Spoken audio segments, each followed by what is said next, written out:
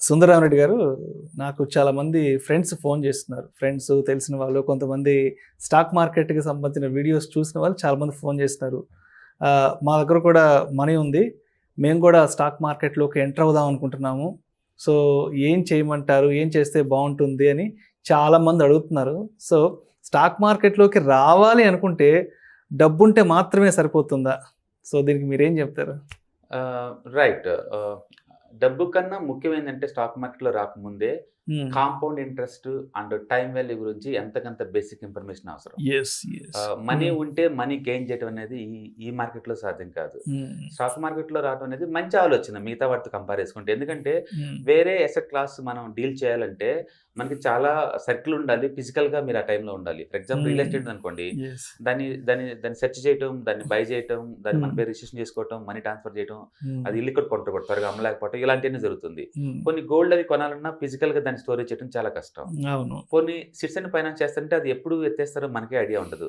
పోనీ ఎవరికైనా అప్పుగా ఇద్దామనుకుంటే వాళ్ళు ఇస్తారని గ్యారంటీ గ్యారంటీ లేదు. లేదు. పోనీ హ్మ్. పోస్టల్ డిపాజిట్స్ ఈ బ్యాంక్‌లో పెడదామనుకుంటే 4.5% కన్నా ఎక్కువ రాదు. హ్మ్. అంటే చుట్టుపక్కల ఏది చూసినా మనం కంట్రోల్ చేయలేము. లేదా హ్మ్. బల్క్ అమౌంట్ కావాలి మీకు దాన్ని కావాలి. మేనేజ్ చేయాలంటే అంటే అవునవును.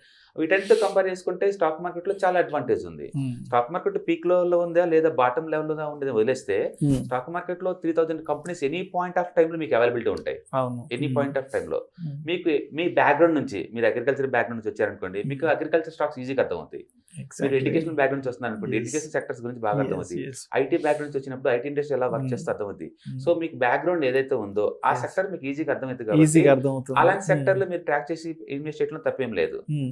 అయితే ఇక్కడ ప్రాబ్లమ్ ఏంటంటే ఏ టైమ్‌లో ఎంటర్ అవుతున్నది ఇంపార్టెంట్. హ్మ్. లాంగ్ టర్మ్ గనుక తీసుకుంటే మీరు హ్మ్. బాటమ్‌లో ఎంటర్ అయినా, పీక్‌లో హ్మ్. ఎంటర్ అయినా పెద్ద తేడా ఏమి ఉండదు. హ్మ్. లాంగ్ టర్మ్ ఎంటర్ అవుతే. ఫర్ ఎగ్జాంపుల్ ఒక స్టాక్ ₹100 ఉందనుకోండి. హ్మ్. అది ఆల్ టైమ్ హై ఆ టైమ్‌లో. హ్మ్. మీరు ఎంటర్ అయ్యారనుకుందాం. అది హ్మ్. All time high ₹100. తర్వాత ఇంకొకతను ఒక 500 వచ్చిందనుకోండి ఆ స్టాక్. అతను కూడా ఎంటర్ అయ్యాడు. అతను ఇంకా ఆల్ టైమ్ హైలో ఎంటర్ అయ్యాడు. హ్మ్. అంటే ముందు ఆయన ఎంట్రీతో పోల్చుకుంటే సెకండ్ ఎంట్రీ చాలా ఎక్స్‌పెన్సివ్‌లో ఎంటర్ అయ్యారు. హ్మ్. కానీ ఆ స్టాక్ గనుక 10,000 రీచ్ అయిందనుకోండి. ఇద్దరు ఎంటర్ అయింది బెస్ట్ ప్రైస్ దగ్గరే. యెస్. ద అవును. Stock is called as a Maruti. Hmm. Maruti 10,000 reach అయిందండి. యెస్. ఓకే. సో, అంటే స్టాక్ మార్కెట్‌లో ఇది పీక్ లెవెల్ మనం చెప్పలేము ఎప్పటికి. హ్మ్. ఓకే. అది ₹100 అంటే ఆ టైమ్‌లో అది ఆల్ టైమ్ హై. హ్మ్. 200 అంటే అది all time high. So, any point of టైమ్‌లో మీరు మార్కెట్‌లో ఎంటర్ అవ్వచ్చు. హ్మ్. బట్ అది లాంగ్ టర్మ్ వ్యూ అయితే మాత్రమే ఉంటుంది. హ్మ్. స్టాక్ మార్కెట్‌లో ఏందంటే ఎవ్రీ మంత్ కరెక్షన్స్ అనేది మామూలు విషయం. హ్మ్. ఎక్కువ తక్కువ అవుతూనే ఉంటాయి. మంత్లీ 5% కరెక్షన్ మామూలు హ్మ్. విషయం. క్వార్టర్లీ 10% ఉంటుంది. 10-50%. ఇయర్లీ 20%. అది డెకేడ్‌కైతే ఈజీగా 60% డ్రాప్ అవుతాయి హ్మ్. మార్కెట్స్. ఎప్పుడైతే మార్కెట్ ఓవర్ వాల్యుయేషన్‌కి వెళ్ళిపోతుంటదో ప్రతిసారి కరెక్షన్ అవుతూనే ఉంటాయి అవి. హ్మ్. ఎందుకు అంతగా కరెక్షన్ అవుతాయి మార్కెట్స్ అంటే హ్మ్. టీసీఎస్ ఇయర్లీ గ్రోత్ 10% అండి. హ్మ్. స్టాక్ మీరు 1 వీక్‌కే 10% పెరగొచ్చది. యెస్. ఇయర్లీ 30-40% పెరిగిందనుకోండి. దాన్ని ఎలా జస్టిఫై చేస్తారు? అవును. మీరు విప్రో తీసుకోండి, టీసీఎస్ తీసుకోండి. అవి హ్మ్. అవి సింగిల్ డిజిట్‌లో గ్రోత్ అవన్నీ ఉంటుంది. హ్మ్. అలాగే ఎఫ్ఎంజీసీ కౌంటర్ తీసుకోండి. ఐటీసీ కావచ్చు, నెస్లే కావచ్చు, హ్మ్. హిందుస్థాన్ లివర్ కావచ్చు ఇవన్నీ. అవన్నీ సింగిల్ డిజిట్ గ్రోత్ కంపెనీస్ అవన్నీ. హ్మ్. పెద్ద కంపెనీస్ సింగిల్ డిజిటే ఉంటాయి. అంతకన్నా ఎక్కువ ఉండదు. వాటి దగ్గర నుంచి మీరు 50%, 80% పర్ఫార్మెన్స్ ఎక్స్‌పెక్ట్ చేశారనుకోండి. హ్మ్. అది షార్ట్ టర్మ్‌లో మూవ్ అయినా, హ్మ్. ఆ టైమ్‌లో అది ప్రైస్ కరెక్షన్, టైమ్ కరెక్షన్‌కి వెళ్ళిపోద్ది. మళ్ళీ అది యెస్. బ్యాక్ రావాల్సిందే. అందుకని హిస్టారికల్ డేటా చూసుకుంటే హ్మ్. 20-30% కన్నా ఎక్కువ ఇవ్వలేవు ఏ స్టాక్స్ కూడా. ఎంత మంచి యెస్. కౌంటర్స్ అయినా యెస్. సరే. హిస్టారికల్ డేటా ప్రకారం. హ్మ్. అందుకని లాంగ్ టర్మ్ పాయింట్ ఆఫ్‌లో మీరు ఎప్పుడైనా ఎంటర్ అవ్వచ్చు. హ్మ్. ఇప్పుడైనా ఎంటర్ అవ్వచ్చు. లేదా బాటమ్ కోసం వెయిట్ చేయొచ్చు. హ్మ్. కానీ ఇక్కడ మార్కెట్‌ని ఎవరు ప్రెడిక్ట్ చేయలేరు. ఇది పీకా లేదా బాటమ్ అవుద్దనేది. ఎవరు హ్మ్. ప్రెడిక్ట్ చేయలేరు. డే టు ఈ వాలటిలిటీ ఎప్పుడూ ఉంటుంది. మార్కెట్‌లో మీరు గుడ్ న్యూస్ కావాలంటే ఎప్పుడు ఎత్తుకోవచ్చు. హ్మ్. బ్యాడ్ న్యూస్ కావాలంటే ఎప్పుడు ఎత్తుకోవచ్చు. హ్మ్. సో, 2 విజన్స్ ఎప్పుడూ ఉంటాయి ఇక్కడ. బుల్, బేర్ 2 కాన్సెప్ట్‌లు అన్నమాట. హ్మ్. ఎప్పుడూ ఉంటుంది. అందుకని ఎంటర్ అవ్వడం అనేది గుడ్ థింగ్. మీరు ఏదో హ్మ్. ఒక డిసిషన్ తీసుకున్నారు. ఎక్కడ మీ అసెట్స్ మొత్తం కంట్రోల్ చేసుకునేలాగా. బట్ హ్మ్. వచ్చే ముందు కొంచెం బ్యాక్‌గ్రౌండ్ చూసుకోండి. యూట్యూబ్ వీడియోస్ కావచ్చు, లేదా గూగుల్ హిట్ చేసుకొని కొన్ని బుక్స్ కావచ్చు. హ్మ్. ఇన్వెస్ట్‌మెంట్ అంటే ఏంది? ట్రేడింగ్ అంటే ఏంది? షార్ట్ టర్మ్ అంటే ఏంది? లాంగ్ టర్మ్ ఏంది? ఇలాంటివి కొంచెం అన్నా ఉండాలి బేసికల్‌గా. రెండోది స్టాక్ మార్కెట్‌లో బోలెడు అన్ని అసెట్స్ ఉంటాయి. హ్మ్. ఫీచర్స్ కావచ్చు, ఆప్షన్స్ కావచ్చు, స్టాక్స్ కావచ్చు.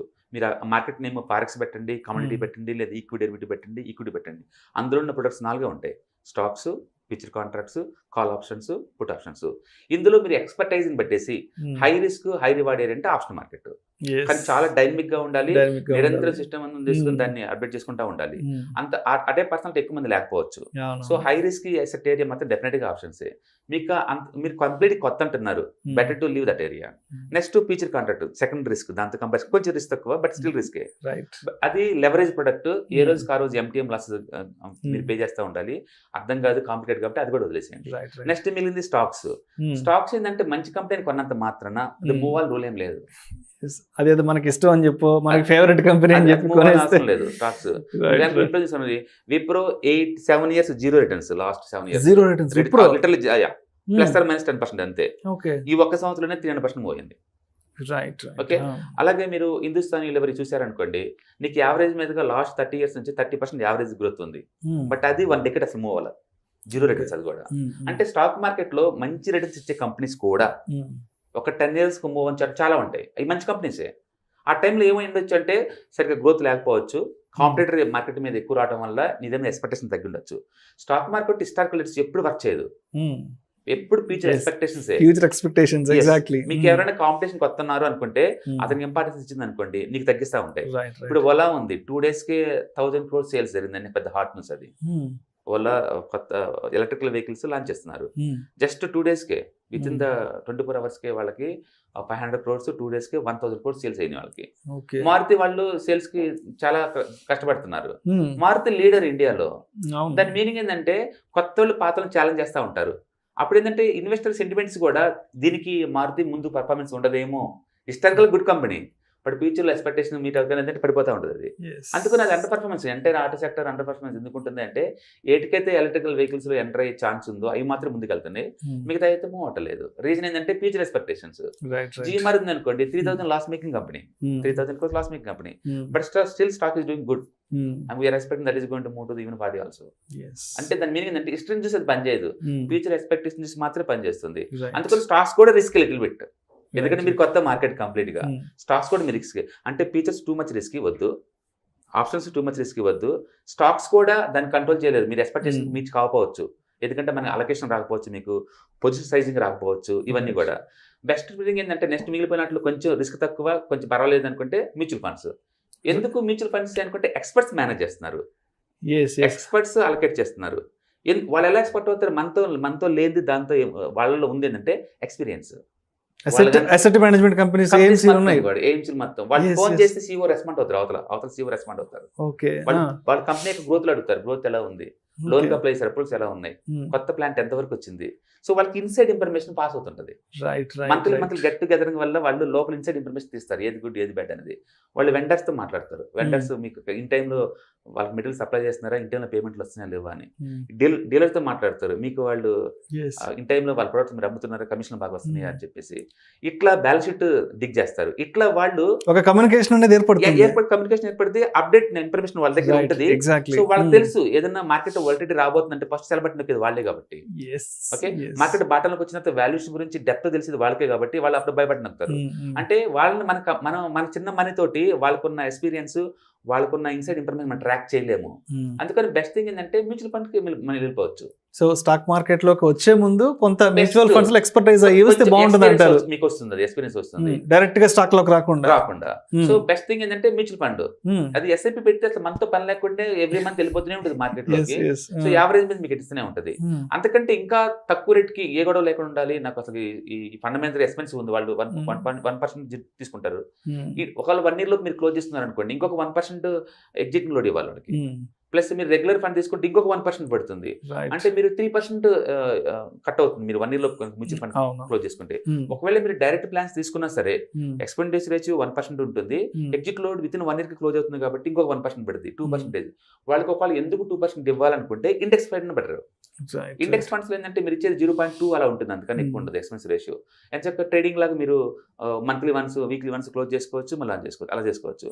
ఒకవేళ ఎంతో కొంత చార్టింగ్ నాలెడ్జ్ అనుకుంటే ఈటీఎఫ్స్ ఇస్ ద బెస్ట్. ఎందుకంటే మీరు ఇండెక్స్ హోల్సేల్ ప్యాకేజ్ లా కొంటున్నారు కాబట్టి. అందుకని రిస్క్ లీస్ట్ ఉండాలి అంటే anybody can make the money అంటే mutual funds and ETFs anybody can make the money. It doesn't be depending upon your experience. అందుకని కొత్తలో ఎవరైనా మార్కెట్ లోకి వస్తే మార్కెట్ ఆల్రెడీ ఆల్ టైమ్ హైలో ఉంది, ఈ టైంలో లంసమ్ అమౌంట్ లో వర్కౌట్ అవ్వదు. ఎక్స్పెన్స్ లో ఉన్నప్పుడు లంసమ్ ఎందుకండి?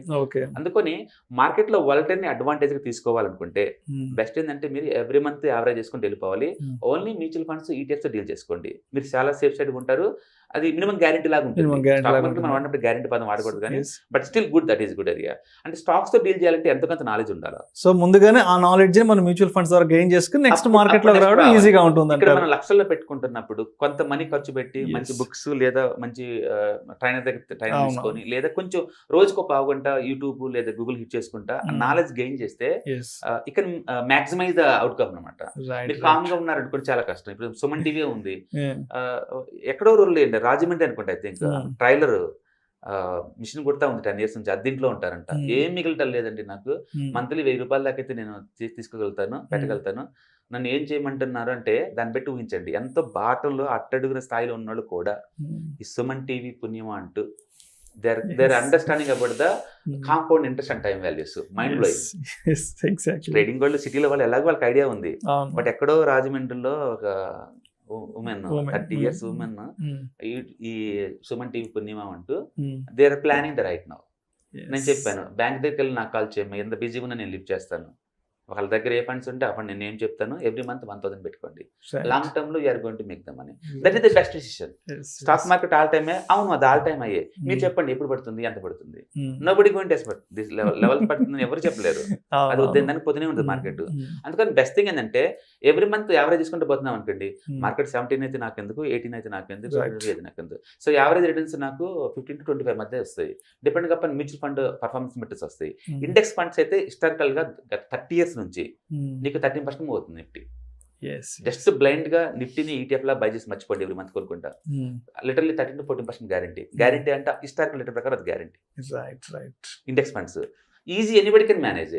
ఇక్కడ ఏంటంటే ఒకళ్ళు ఇద్దరు 100లో ఒకళ్ళు మేనేజ్ చేయటం కాదు, 100 మంది మేనేజ్ చేసే అసెట్ క్లాస్ ఏమైనా ఉందంటే ఈటీఎఫ్స్ అండ్ మ్యూచువల్ ఫండ్స్.